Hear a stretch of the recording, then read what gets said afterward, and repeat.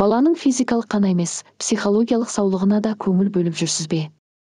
Бір баланы адам етіп өсіргенше бір шаһар опат болады деген сөз бар шығыс даналығында. Осы сөзден-ақ баланың адам болып қалыптасуында ата-ананың көп еңбегі, жауапкершілігі қажет екенін аңғаруға болады. Әйткенмен көбіне бұны ата-аналар баланы тамақтандыру, киіндіру және қауіпсіздігін сақтау деп біледі. Сонымен бірге ата-аналар баланың физикалық тұрғыда белсенді, сау болып өскеніне, біліміне ғана көңіл бөледі, тілейді. Сөйтеді де түрлі үйірмелерге, оқу курстарына сүйрелейді. Ал психологиялық тұрғыдағы саулығына мән беретіндер аз. Біз осы көп адам ескере бермейтін психологиялық саулық туралы бала тәрбиесіне қажетті ақыл кеңес ұсынбақпыз. Ойланып көріңізші, балаңыздың денесі шымыр делік, бірақ күші тасып тұрғанымен бастаған ісін соңына дейін жеткізуге төзімі жетпейді. Қызыңыз өте білді. Сұлу, бірақ өмірдің болмашы қиындықтарынан қорқады.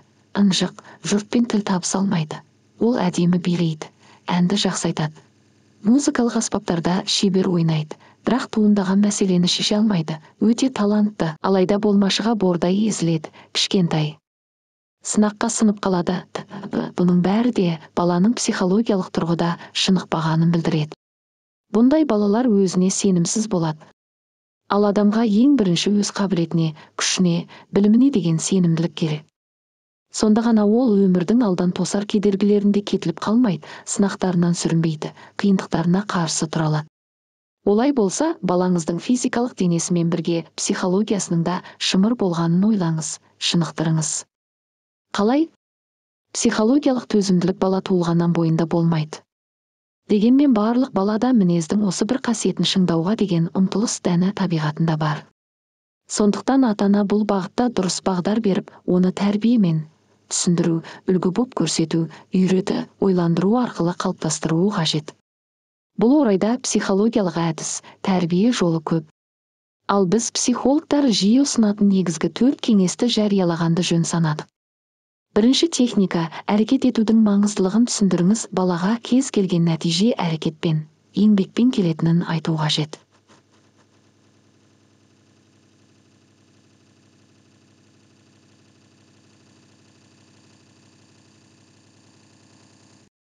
Конфуцийдің маған айтып берсең, ұмытып қаламын, көрсетсең, есімде сақтаймын, өзіме жасатсаң, үйренемін дегендей айтып қана қоймай, бұл тұрғыда оны еңбекке баулу арқылы көрсету керек.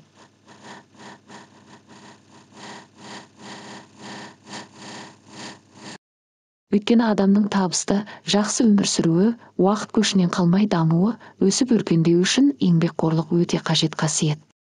Мейлі қанша жерден әкесінен қалған мұра оның бүкіл өміріне жеткілікті болса да, әрекеттің керектігін білген бала жалқаулықтан алыс болады.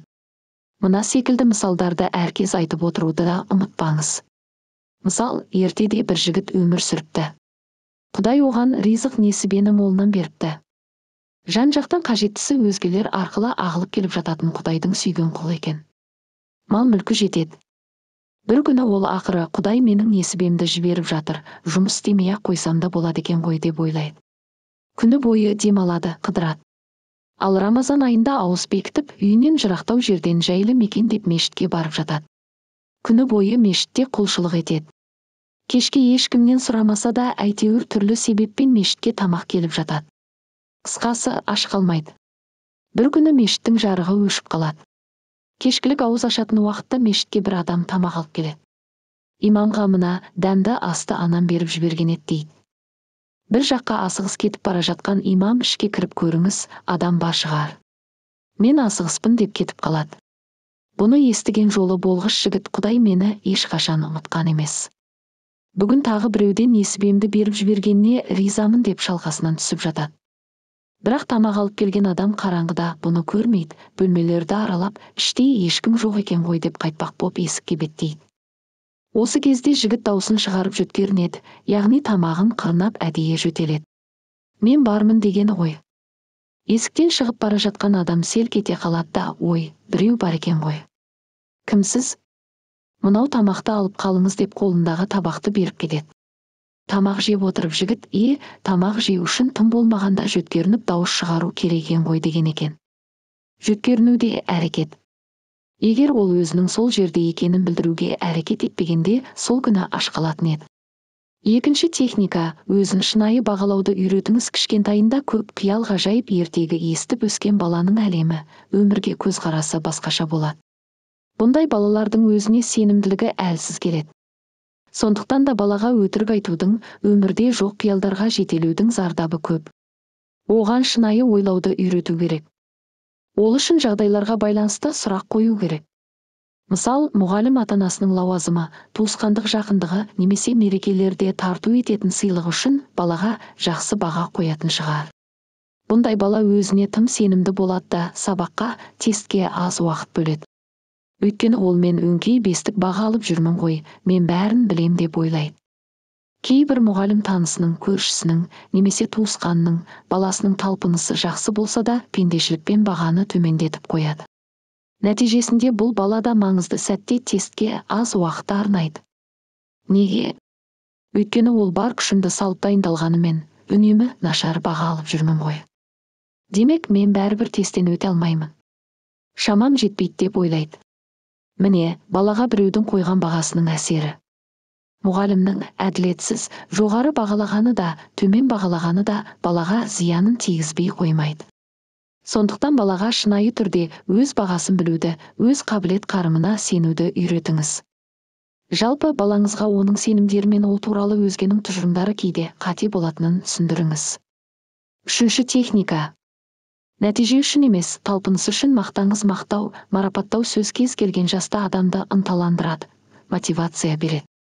Дегенмен көп ата-ана тек ең жақсы көрсеткіш үшін ғана мақтайды. Жарайсың, бірінші орын алдың, жоғары балл жинапсың, сенімен мақтанамыз, әнді әдемі орындадың деп тек жоғары нәтиже үшін мақтау сөз айтады. Бұл балада үздік болу синдромын қалыптастырады. Бұл синдромның пайдасынан гөрі зияны көптеу. Сондай-ақ өмірдегі басты мақсаттарынан адастырады.